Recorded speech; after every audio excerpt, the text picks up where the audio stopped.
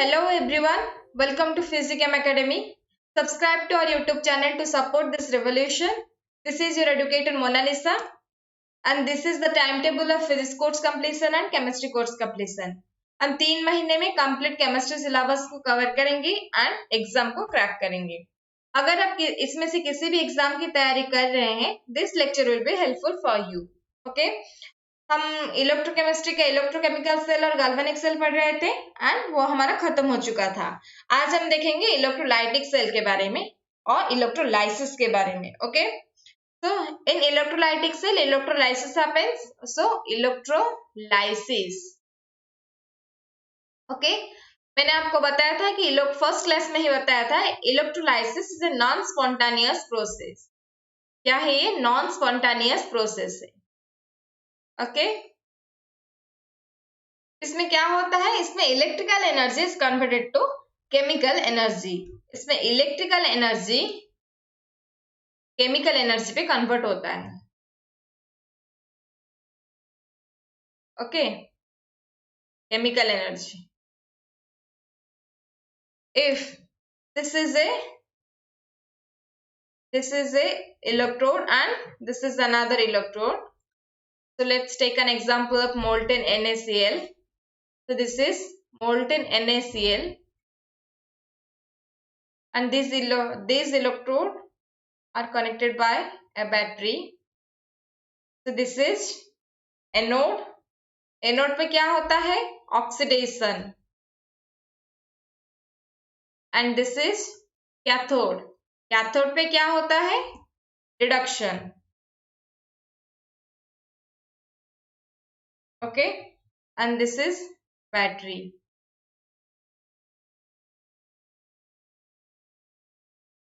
ये molten NaCl का मतलब क्या है? Na plus and Cl minus are in solution. Okay. So at cathode क्या होगा? रिडक्शन होगा। Na plus will gain an electron and convert it to Na. At anode पे क्या होता है? रिडक्शन। सॉरी, एट कैथोड पे रिडक्शन हुआ, anode पे क्या होगा? Oxidation. Chlorine minus will lose an electron, okay, and convert it to Cl2. So overall reaction क्या होगा? Na plus Cl minus gives Na plus half Cl2. This is the overall reaction. Okay. And मैंने आपको समझाया था कि ये क्यों non spontaneous process है, क्योंकि मेटल इसके स्टेबल स्टेट से अनस्टेबल स्टेट यानी कि इसका ओरिजिनल स्टेट पे जाता है। तो मेटल हमेशा चाहते हैं इलेक्ट्रॉन लूज करना, पर यहाँ मेटल इलेक्ट्रॉन गेन कर रहा है। That's why it is a non spontaneous process. अब हम देखेंगे फैराडेज लॉ के बारे में। Okay, Faraday's laws of electrolysis.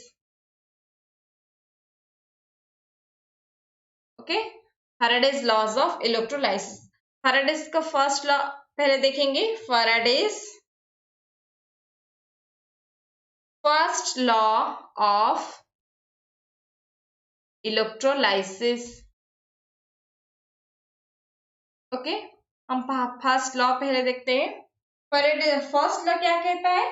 When an electric current is passed through an electrolyte, the amount of substance deposited at electrode is directly proportional to the quantity of electricity passed through the electrolyte. जब हम electric current एक solution में पास करेंगे, जितना भी amount deposited होगा वो directly proportional होगा the quantity of electricity which is pass through the solution. Okay, तो लिखिए इसका definition. When an electric current, जब हम इलेक्ट्रिक करंट पास करेंगे, व्हेन एन इलेक्ट्रिक करंट, ये गाइस आर है, current is passed through an electrolyte, the amount of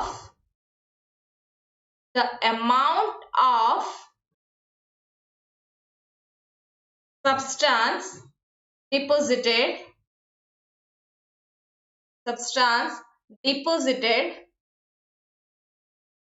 at electrode is proportional to the quantity of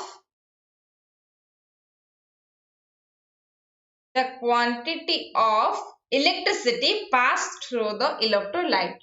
The quantity of electricity passed through the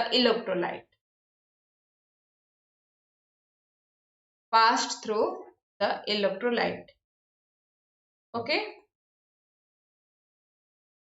तो ये क्या है? if हम देखेंगे, if W is mass of substance deposited, if मतलब mass of substance which is deposited, we can take as it W. Okay, W, if W is the mass of substance deposited at electrode, if Q is the charge, according to Faraday's first law, W is directly proportional to Q. Okay, quantity of the amount of substance which is deposited is directly proportional to the quantity of electricity passed through the solution. Quantity of electricity क्या है? ये कितना charge? Okay, W is directly proportional to Q. So ये क्या होगा? हम जानते हैं Q is IT. ये क्या है? Current into time. So W is proportional to, इसको हम IT भी लिख सकते हैं, एंड अगर हम प्रोपोर्शनलिटी के सिंबल हटाएंगे then W is equal to ZIT. Okay, this is the important formula. So W is equal to ZIT. W क्या है?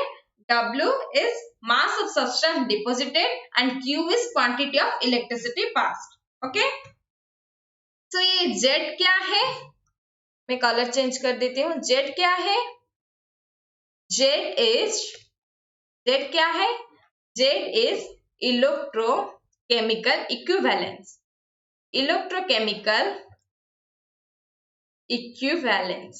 Okay. Z is electrochemical. हमने proportionality साइन हटाकर ये Z को किया था. Okay, this is electrochemical equivalence. So Z क्या है? Z is equal to equivalent weight upon Faraday. Z क्या है? Equivalent weight. ये E क्या है? E is equivalent weight. और इक्विवेलेंट वेट का फॉर्मूला क्या है? इक्विवेलेंट वेट वैरी करता है, मतलब formula normally molecular mass upon n factor equivalent weight. Okay, तो W इज, हमें क्या पता चला? Z into Q. हम प्रोपोर्शनलिटी सिंबल हटाकर Z लिख सकते हैं. Then Z is equal to, हमने क्या देखा? E upon Faraday. ओके, ये देखा हमने, Z is equal to E upon Faraday, यानी कि इक्विवेलेंट वेट अपन फैराडे. तो अब हम क्या लिख सकते हैं? W इज, ये E क्या है? E मैंने बोला molecular mass upon n factor. Okay, मैं इसको यहाँ पे लिख सकती हूँ. W is molecular mass upon n factor into Faraday into Q. Okay, तो अब हम इसको सॉल्व करेंगे. इफ मैं इसको यहीं पे ले आती हूँ. If W upon molecular mass is equal to Q upon n factor into Faraday, मैंने बस इस m को यहां ले आए. ओके, देन हम जानते हैं W अपन m, यानी कि इक्विवेलेंट वेट अपन इक्विवेलेंट मास और इक्विवेलेंट वेट अपन मॉलिक्यूलर वेट. सो ये क्या है? That is number of mole. It is number of mole. ये n और n फैक्टर में कंफ्यूजन आएगा। This is n is number of, this is number of mole and it is n factor, okay? Q n factor into F. Then मैं क्या कर सकती हूँ, n और nf को मल्टीप्लाई कर सकती हूँ ऑन q और f को राइट साइड में रख लूंगी। n into n factor, n into n factor, मैं इस पूरा टर्म को ऊपर ले जाती हूँ। n into n factor into f is equal to, okay, मैं इसको ऐसे लिख सकती हूँ। This is a very very important formula, okay? This is very very important. ये आपका बहुत important formula है, okay? तो अब मैं और क्या लिख सकती हूँ? ये क्या था, W upon M is equal to Q upon N factor into F। मैंने क्या लिखा था, W अपन M is, इससे लेती हूँ, W upon M is Q upon N factor into F, Q upon N factor into F। तो मैं इस Q को क्या लिख सकती हूँ, IT लिख सकती हूँ और M को यहीं ले आती हूँ। W is equal to M upon N factor into F। इस Q को IT लिख सकती हूँ, okay? This is also important formula, okay? But this is very very important formula. मैं इसका एक एग्जाम्पल कर देती हूँ, आपको समझ आ जाएगा। तो लिखिए, क्वेश्चन लिखिए, calculate the charge required, calculate the charge required to produce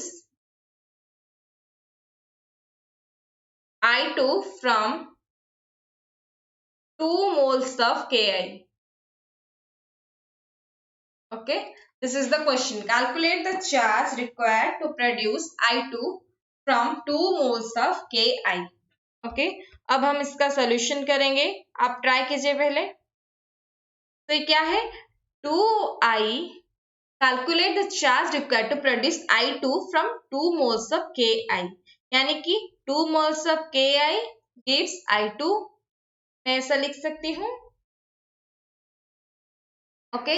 इस यहाँ पे I का ऑक्सीडेशन स्टेट क्या है, -1 है, तो इसका n फैक्टर क्या है, n फैक्टर इज 1, क्योंकि यहाँ पे भी 2 मोल्स है और ये भी 2 ही है, I2 ही है, तो n फैक्टर इज 1। इसने क्या पूछा, कैलकुलेट द चार्ज रिक्वायर्ड, मतलब Q पूछा है, और हम जानते हैं Q का फॉर्मूला क्या है, n into n factor into Faraday. Faraday हमें पता है, n फैक्टर हमें पता चल गया, and mole, number of mole is given 2 mole, okay? तो अब हम क्या कर सकते हैं, 2 mole into n factor is 1 into Faraday, तो कितना चार्ज, 2 फैराडे। हमें आंसर क्या मिला, 2 फैराडे, ओके? अब हमें इसका PYQ करते हैं, okay?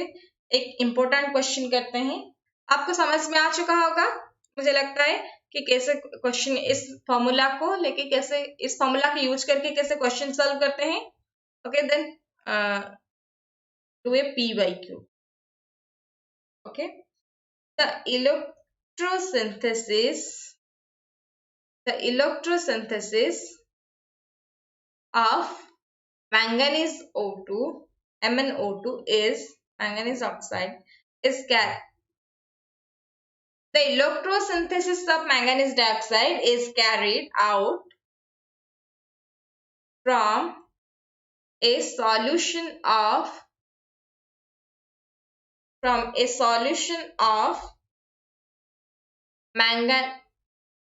MnSO4 in H2SO4 aqueous if a current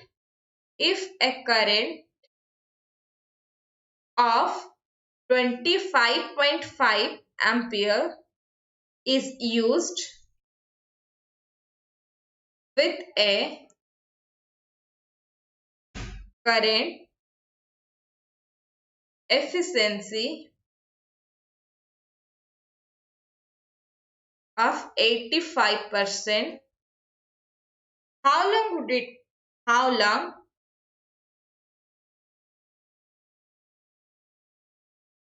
long it take to produce 1 kg of manganese dioxide? Okay, so question क्या given है? The electrosynthesis of MnO2 is carried out from a solution of MnSO4 in H2SO4 if a current of 25.5 ampere is used with a current efficiency of 85%. How long it take to produce 1 kg of MnO2? Okay, हम पहले according to question जाते हैं। वो क्या given है? MnO2 from MnSO4। तो हम लिखेंगे MnSO4 टू MnO2। ओके, यहाँ पे Mn का ऑक्सीडेशन स्टेट क्या है? +2 है और यहाँ पे +4। ओके, सो N फैक्टर क्या है इन दोनों इसमें? N factor is 2, 4 - 2 is 2। तो करंट कितना गिवन है? If a current of 25.5 ampere is used, मतलब टोटल करंट कितना यूज हुआ है? I is 25.5 ampere and current efficiency given है। current efficiency क्या है? efficiency is 85%। 85%. So current efficiency means 1 ampere current use 0.85 ampere. Okay, current. So हम given कितना है? 25.5. So 25.5 ampere को कितना चाहिए? 0.85 into 25.5 ampere. Okay, so this is 21.675 ampere. Okay, so हमारा कितना करंट निकला है? 21.675. ओके, सो हमारा इस क्वेश्चन के लिए आई क्या है? 21.675 एम्पियर एंड एन फैक्टर क्या मिला था हमें? 2। तो हम डायरेक्टली फॉर्मूला में पुट करेंगे। हमें पूछा है, टाइम पूछा है, then W is M upon N factor into F into I into T. Okay, this is this formula. Okay, क्योंकि हमें टाइम पूछा गया है, करंट गिवन है, एन फैक्टर हमें मिल गया, फैराडे पता है एंड डब्ल्यू गिवन है, एम पता है। MnO2 से हम मॉलिक्यूलर मास निकाल सकते हैं। ओके, तो अब हम इसमें पुट करेंगे। सो W कितना गिवन है? W 1 kg गिवन था। 1 kg यानी कि इसको ग्राम में कन्वर्ट करेंगे। 1 kg is 1000 ग्राम। तो W की जगह हम लिखेंगे W M N factor into Faraday I into T. Okay, so W 1000 gram M। आपको इसमें कंफ्यूजन है नहीं होना कि किसका W और किसका M, इसलिए साइड पे लिख दीजिए। जो डिपॉजिट होता है उसी का ही हम मोलर मास लेते हैं। ओके, सो लिख दीजिए जिसका वेट उसी का क्या लेंगे? उसी का मोलर मास लेंगे, तो आप कंफ्यूजन भी नहीं होगा। ओके, जिसका वेट लेंगे आप उसी का ही मोलर मास लेंगे। सो हमने MnO2 का वेट लिया था, यानी कि MnO2 का मॉलिक्यूलर मास भी लेंगे। MnO2 का मॉलिक्यूलर मास क्या है? Mn का आई थिंक 54.9 यानी कि 55 एंड ऑक्सीजन 2 का 32। सो इसको अगर 5 + 2 7 and this is 87। Total MnO2 का M क्या है? 87 ग्राम पर मोल। ओके, हमेशा यूनिट मेंशन करना फिजिकल केमिस्ट्री में, क्योंकि यूनिट में से ही आपको पता चलेगा कि आपके आंसर ठीक है या नहीं। 96500 कूलम पर मोल, coulomb per mole inverse. Okay, यहाँ पे जगह नहीं इसलिए मैं यहाँ पे I इंटू टी लिखना है हमें 21.675 एम्पियर इंटू टाइम। ओके, अब हम पहले यूनिट को सॉल्व करते हैं, देन हम क्वेश्चन को सॉल्व करेंगे। तो 1000, मैं इसको अच्छे से लिख देती हूँ पहले, 87 ग्राम पर mole inverse 2 into 96500 coulomb per mole inverse, यानी कि coulomb per mole into 21.675 ampere था। एम्पियर पर यहाँ पे कूलम है, अब मैं एम्पियर को कूलम पर मोल लिख सकती हूँ, sorry coulomb per time second लिख सकती हूँ, कूलम पर सेकंड, क्योंकि Q इज IT, तो I is Q by T। Q क्या है, Q क्या यूनिट है, कूलम, और टाइम का सेकंड। ओके, सो मैंने एम्पियर को क्या लिख दिया, कूलम पर सेकंड। ओके, तो यहाँ पे T है, ये देखिए ग्राम को ग्राम कैंसिल हो जाएगा, मोल इनवर्स को मोल इनवर्स कैंसिल हो जाएगा, एंड कूलम को कूलम कैंसिल हो जाएगा। ओके, सो बचा क्या, सिर्फ सेकंड ही बचा।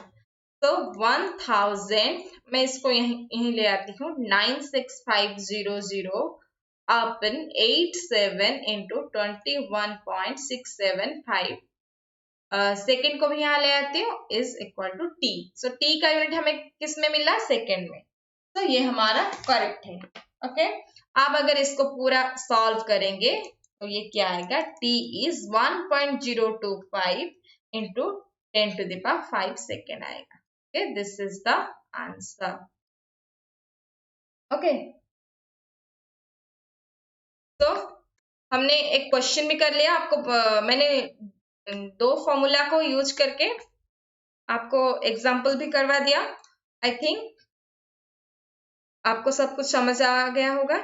देन हम नेक्स्ट मूव करते हैं, Faraday second law of electrolysis. Okay,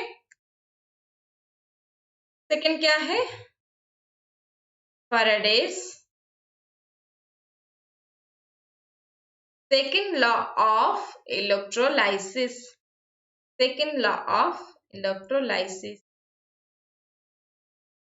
okay,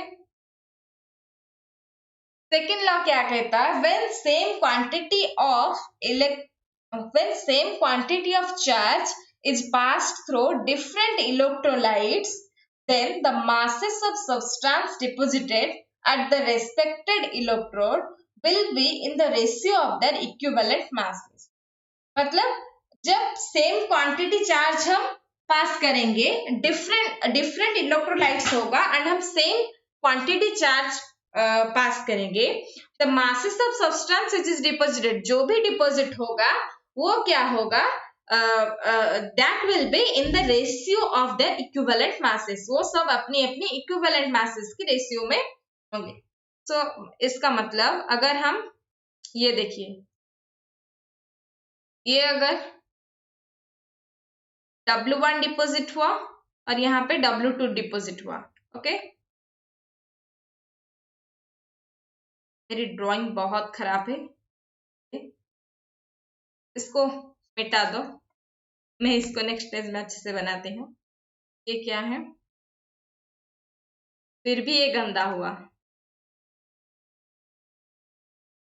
let's, यहाँ पे W1 डिपॉजिट हुआ एंड W2 डिपॉजिट हुआ, तो ये क्या सेकेंड लॉ क्या कहता है, W1 and W2 will be in the ratio of the equivalent masses. Okay, ये क्या है, इक्विवेलेंट मासेस की रेशियो होगी, यानी कि W1 upon W2 is proportional is equal to E1 upon E2। E1 क्या है, equivalent masses of, and E2 क्या है, इसके जो ये सब्सटेंस जो डिपॉजिट हुआ होगा इसकी इक्विवेलेंट मास। ओके, तो यहाँ पे बैटरी होगा। ओके, तो हमें क्या पता है, तो पहले डेफिनेशन लिख दीजिए, when same quantity of charge is passed through when same quantity of charge is passed through different electrolytes,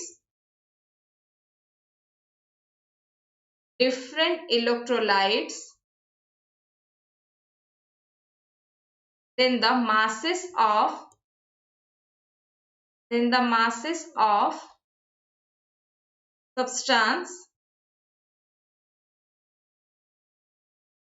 substances deposited at the respected electrodes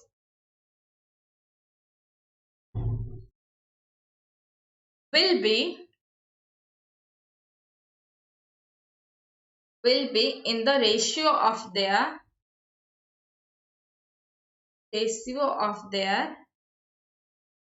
equivalent masses. Okay, equivalent masses.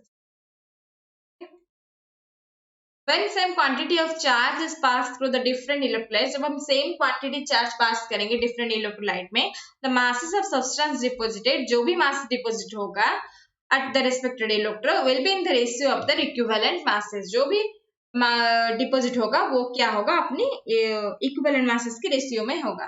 तो हमें क्या मिला, W1 upon W2 is equal to E1 upon E2.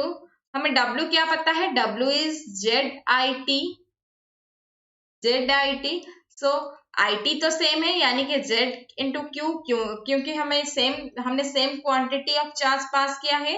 So W1 upon W2 is equal to Z1IT upon Z2IT. ये IT cancel हो जाएगा. सो ये क्या होगा, W1 upon W2 is equal to Z1 upon Z2. So W1 and W2 किसके साथ equal है, equivalent masses, equivalent ratio. Okay, so this is also important. Okay, इसका हम एक एग्जांपल देखते हैं तो आपको समझ में आ जाएगा कैसे क्वेश्चन आता है. एक एग्जांपल लिखिए, 3 electrolytic cells containing solutions of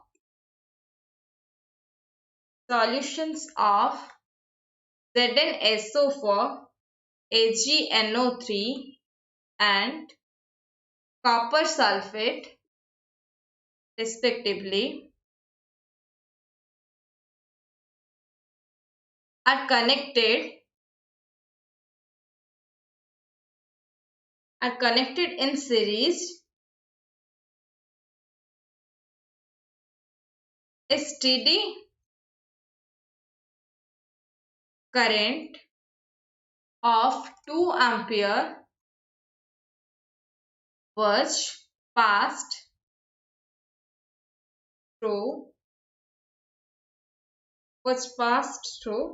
them. Okay, until 1.08 gram of Ag was deposited. What is the mass of copper and zinc deposit? Okay, क्या दिया है, 3 electrolytic cells containing solutions of ZnSO4, AgNO3 and copper sulfate respectively are connected in series. ये तीनों series में connected है, यानी कि current equal है. Steady current of 2 ampere was pass through them. तो हमारा करंट इक्वल है, यानी कि ये फैराडे सेकंड लॉ ओबे करता है. तो steady current of 2 ampere was passed through them until 1.08 gram of Ag was deposited. Ag कितना डिपोजिट हुआ है, 1.08. What is the mass of copper and zinc deposited? सिर्फ ये Ag का डिपोजिट, मतलब Ag कितना डिपोजिट हुआ वो गिवन है, एंड और क्या गिवन है, करंट गिवन है. सो हमें क्या पता है, अगर स्टेडी करंट पास होगा यानी करंट इक्वल होगा, so W of Ag upon W of copper is, और जिंक किसी को भी ले लो पहले, then E of Ag is upon E of zinc. So W of Ag given है 1.08 ग्राम, W2 हमें पता नहीं, एंड E of Ag क्या, इक्विवेलेंट मास ऑफ Ag यानी कि molecular mass upon n factor 108 अपन 1, ये क्या होगा जिंक का 65.38, इसका मॉलिक्यूलर मास अपन 2 n फैक्टर. सो इसमें से आप W2 निकाल सकते हो, W2 यानी कि W ऑफ जिंक कितना आएगा 0.336 ग्राम. ओके, अब हमें W ऑफ जिंक मिल गया, यानी कि जिंक कितना डिपॉजिट हुआ है वो मिल गया. अब हम निकालेंगे कॉपर की. तो W ऑफ Ag फिर से W ऑफ कॉपर, आप जिंक को लेकर भी निकाल सकते हैं, किसी से भी निकाल सकते हैं. E of Ag upon E of copper. Okay, so ये क्या होगा W ऑफ, ये क्या गिवन है 1.08 ग्राम, ये हमें चाहिए Cu, और इसका इक्विवेलेंट मास Ag का क्या होगा 108 अपन 1 यानी कि 108.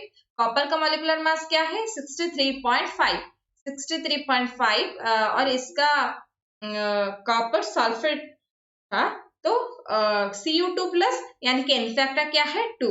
तो अगर आप इसको सॉल्व करेंगे देन वेट ऑफ कॉपर आएगा 0.3177. तो मिल गया हमें weight of copper deposited and weight of zinc which is deposited. So these are the answers. Okay, ये तो बहुत इजी था, आप सब कर पाएंगे. अब हम देखेंगे प्रोडक्ट ऑफ इलेक्ट्रोलाइसिस. क्या देखेंगे, प्रोडक्ट ऑफ इलेक्ट्रोलाइसिस.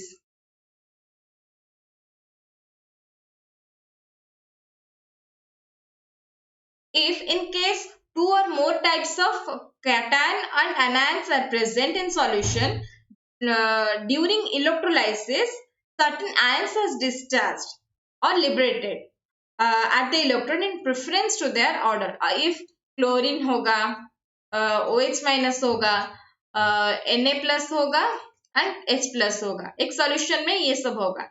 तो एक साथ तो चारों नहीं जा सकते क्योंकि कैथोड और एनोड पे कोई एक ही डिपॉजिट होगा, तो जिसका रिडक्शन पोटेंशियल ज्यादा होगा वो पहले कैथोड पे डिपॉजिट होगा. ओके,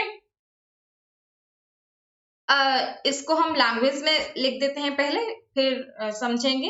इन केस लिखिए, in case 2 or more types of cation and anion, cation or anions are present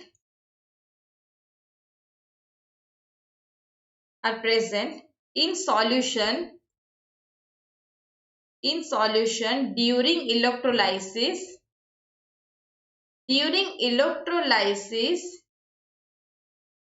Certain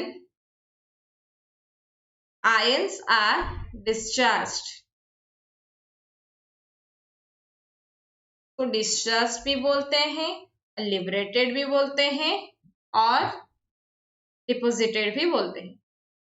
deposited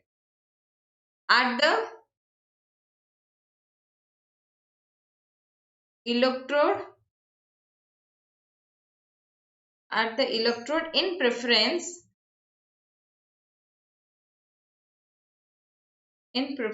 to others. Okay. वो क्या होता है, in general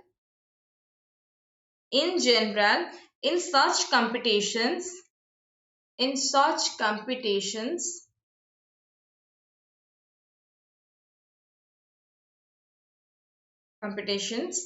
which have higher standard reduction potential, which has, मैंने बोला था जिसका reduction potential ज्यादा होगा वो कैथोड पे पहले डिस्चार्ज होगा. which has higher standard reduction potential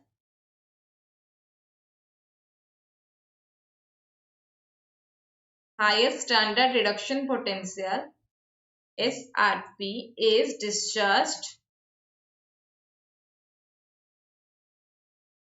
fast at cathode.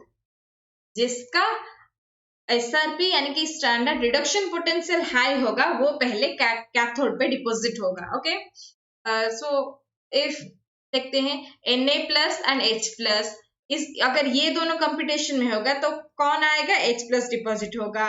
If K plus और H प्लस इन दोनों में होगा तो H प्लस डिपॉजिट होगा, क्योंकि H प्लस की रिडक्शन पोटेंशियल K प्लस से भी ज्यादा है एंड Na प्लस से भी ज्यादा है. इफ जिंक 2 प्लस होगा, जिंक 2 प्लस और H अगर हाइड्रोजन होगा तो H प्लस ही होगा. इफ देखते हैं OH माइनस और Cl माइनस होगा तो Cl माइनस डिपॉजिट होगा. इफ OH माइनस होगा तो SO4 2 माइनस होगा, OH माइनस डिपॉजिट होगा. Okay, these are some examples. हम देखते हैं कि ये सब कैसे होता है. द अनायन, ये तो देख लिया हमने कैटायन का, अब हम देखेंगे अनायन. अनायन तो क्या होगा? अगर वो ज्यादा स्टैंडर्ड रिडक्शन पोटेंशियल होगा तो ये क्या होगा? ये लोअर रिडक्शन पोटेंशियल होगा. That's why Cl minus deposited. That's why OH minus deposited. Okay. For anion, similarly, लिखिए. Similarly, for anion, the anion which is stronger, which has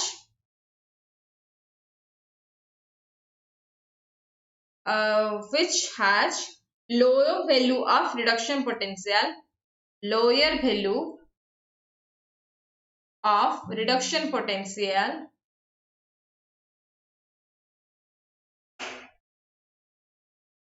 और लिख दीजिए which is stronger reducing agent, which is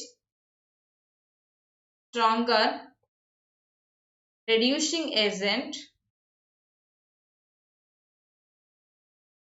is liberated first, is liberated first at anode. anode पे वो जिसका लो reduction potential होगा, standard reduction potential सबसे ज्यादा, वो होगा एनोड पे डिपॉजिट, एंड जिसका हाई होगा स्टैंडर्ड रिडक्शन पोटेंशियल वो क्या होगा? कैथोड में डिपॉजिट होगा. ओके, तो अब हम देखते हैं प्रेफरेंशियल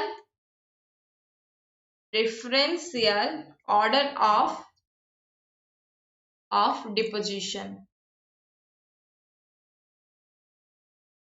कैसे प्रेफरेंस में होता है?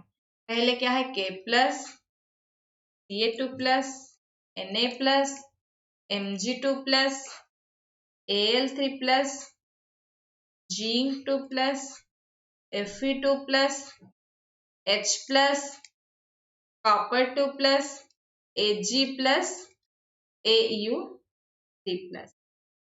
ओके, ये क्या है? इंक्रीजिंग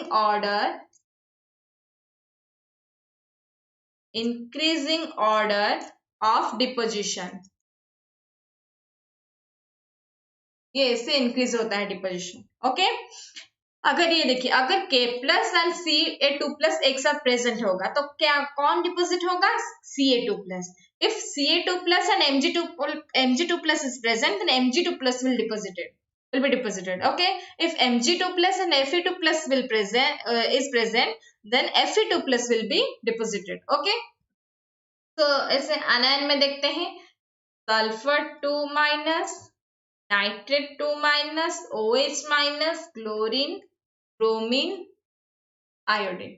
ये इसका क्या ऑर्डर है? Increasing order of discharging. Increasing order of discharging और डिपोजिट बोल दो चार्जिंग. ओके, एक एग्जांपल देख लेते हैं. वैसे मैंने आपको सबको बता दिया. If OH minus and Cl minus is present, then Cl minus will deposited at cathode. If Cl minus and Br minus is present, then Br minus is deposited at anode. ये अनायन कहाँ डिपोजिट होगा? At anode. And cation कहाँ deposit होगा? At cathode. क्योंकि अनायन loose करेगा, oxidation होगा तो anode में डिपोजिट होगा. कैटायन क्या करेगा? गेन करेगा, रिडक्शन होगा, so it will be deposited at cathode.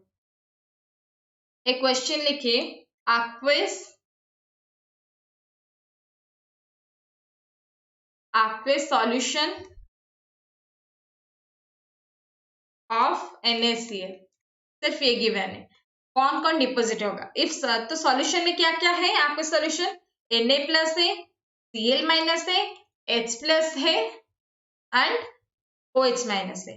तो ये दोनों आनायन है एंड ये दोनों कैटायन है। Na plus and H plus ये दोनों के बीच में कंपटीशन होगा, कौन डिपोजिट होगा, Cl minus and OH minus में कंपटीशन होगा, कौन डिपोजिट होगा एट एनोड, एंड इसमें इन दोनों में कंपटीशन होगा कि कौन डिपोजिट होगा एट कैथोड। ओके, तो हमें पता है इस सीरीज के हिसाब से H प्लस, ये देखिए Na प्लस यहाँ पे है एंड H प्लस यहाँ पे है। H plus has higher standard reduction potential, so H plus will be deposited at cathode. तो क्या होगा, H प्लस का SRP ज्यादा है तो it will be deposited at cathode, okay. तो क्या होगा, H प्लस इलेक्ट्रॉन गेन करेगा, H2 होगा।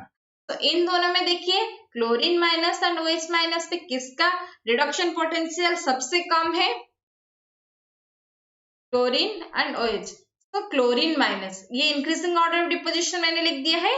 अच्छा, क्लोरीन विल बी डिपोजिटेड, यानी कि क्लोरीन का रिडक्शन पोटेंशियल सबसे कम है, क्लोरीन विल बी डिपोजिटेड। तो एट एनोड होगा तो ये क्या होगा, इलेक्ट्रॉन लूज करेगा। Okay, this is at anode, this is at cathode. Okay, so Cl minus is at liberated at anode. तो आप ऐसे क्वेश्चन आएंगे तो कर पाएंगे। This is all about electrolysis. हमने पहले इलेक्ट्रोकेमिकल सेल खत्म किया था, आज ये हमारे इलेक्ट्रोलाइसिस भी खत्म हो गया, यानी कि हमने इलेक्ट्रोकेमिस्ट्री खत्म कर लिया। But conductance is also a part of electrochemistry, इसलिए हम इलेक्ट्रोकेमिस्ट्री में कंडक्टेंस को भी कंप्लीट करेंगे।